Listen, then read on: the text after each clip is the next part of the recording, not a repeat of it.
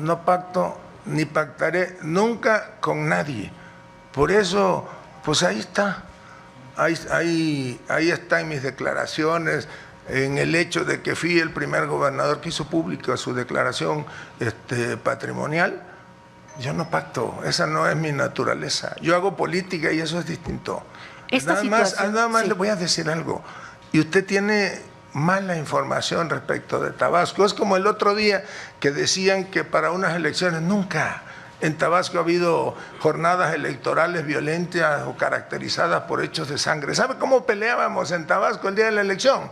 Pues los gobernadores en turno mandaban a poner en la entrada de las casillas montañas de arena o de piedra de las casillas que ellos tenían identificados donde iba a ganar la oposición o donde íbamos a ganar nosotros, para que no entraran a votar. ¿Sabe qué hacíamos en aquella época?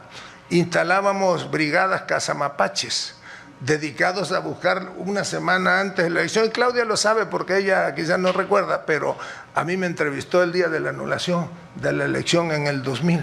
Entonces, eso era lo que nosotros acusábamos. Esa es, digamos, así es, viven las jornadas electorales en Tabasco, con mucha pasión, pero ahí no hay de otro tipo de intervención. Toda esta situación, nada más termino, esta situación, senador, no amerita una disculpa pública, no amerita ponerse usted a manos de la autoridad.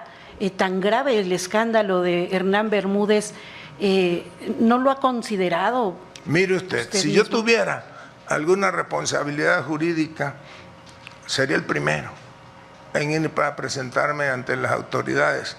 Dicen que alabanza en boca propia es vituperio, pero yo me precio de ser como ciudadano y como funcionario público modelo. Por eso ahí están mis declaraciones patrimoniales, por eso ahí están mis declaraciones de impuestos.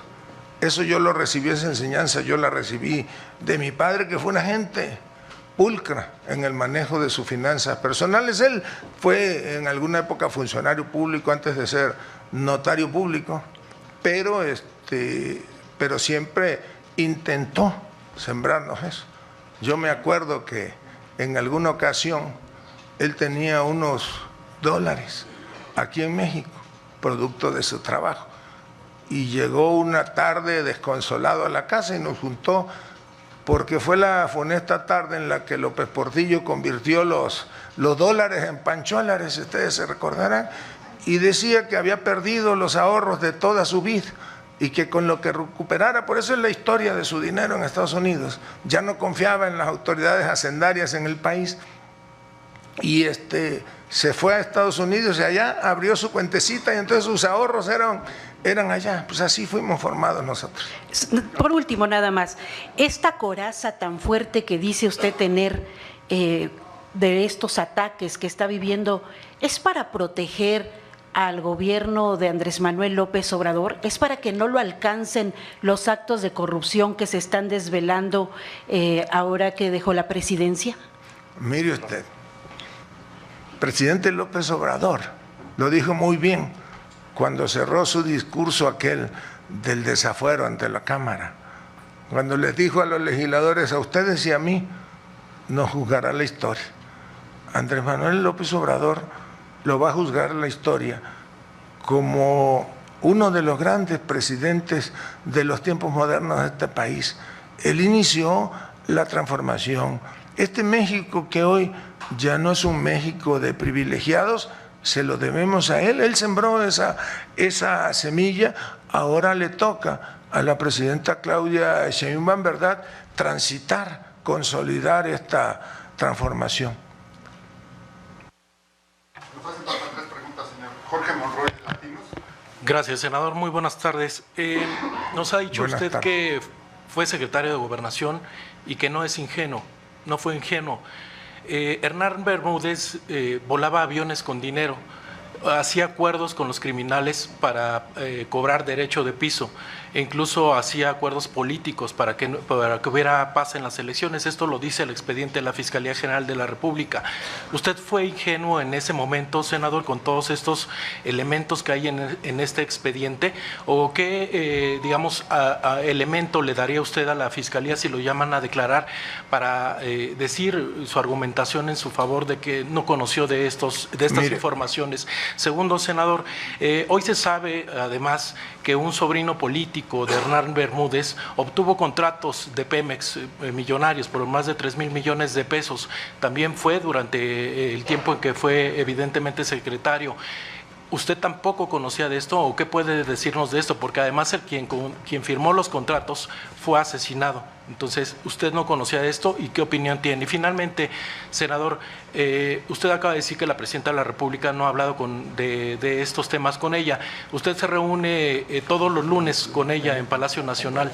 El próximo lunes usted le va a presentar algún tipo de información sobre esto, porque ella evidentemente en la conferencia del día de hoy dijo que no conocía de esto y que usted debía de dar las explicaciones. ¿Qué le va a decir a ella y usted cree que ella le crea? Gracias. Bueno, voy a empezar por la última pregunta para hacerle una precisión. Usted sostiene que la presidenta de la República dijo esta mañana que ella no conocía de esos y que yo debía dar una explicación.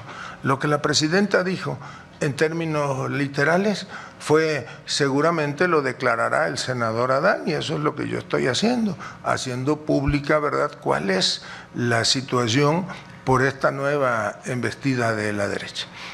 En la segunda pregunta, yo no era director de Pemex, yo era secretario de Gobernación, y perdone que se lo diga de esta manera, pero el secretario de Gobernación no puede, como tampoco lo está el presidente de la República, pues pendiente a ver, hoy concursan esto, a quién se lo adjudicaron, traigan un expediente. Cada funcionario, cada área de gobierno tiene su responsabilidad. Yo no conozco cómo se desarrollaron las actividades en términos de otorgamiento de contratos.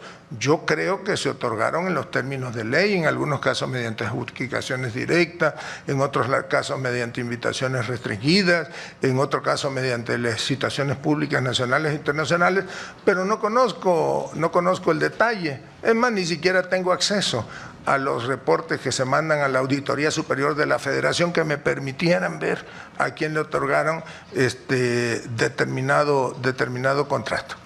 Y respecto a su primera pregunta, vuelvo a decirle con todo respeto, para mí usted miente, y le voy a decir aquí a todos por qué miente, sostengo que miente, porque ni usted, ni yo, ni ninguno de los que estamos aquí en esta sala o de quienes andan caminando por las calles de esta hermosa ciudad puede saber qué contienen las carpetas de investigación en las fiscalías.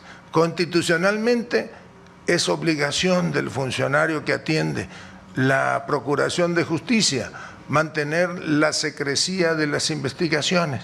Luego entonces, pues para mí esa información es absolutamente falsa. Pero también lo reitero, si derivado de las carpetas de investigación que existan o que estén abiertas en las procuradurías o en las fiscalías, la autoridad determina citarme, voy a ser el primero en comparecer sin ninguna dilación. Senador, nada más una precisión. El que miente no es el periodista, y en todo caso sería la Fiscalía quien usted tendría que acusar de mentir. A ver, el periodista no miente. Le voy a decir ¿Miente el algo. documento? Yo le pregunto, en todo caso, ¿miente el documento de la Fiscalía? No. Porque no es el tema el periodista, ni el medio. Le voy a decir una cosa. A mí no es el fiscal el que me está preguntando. El que me está preguntando y diciendo que es una información de un expediente es usted. Y como esa información no puede ser pública y usted no puede conocer, yo lo sostengo, miente reiteradamente.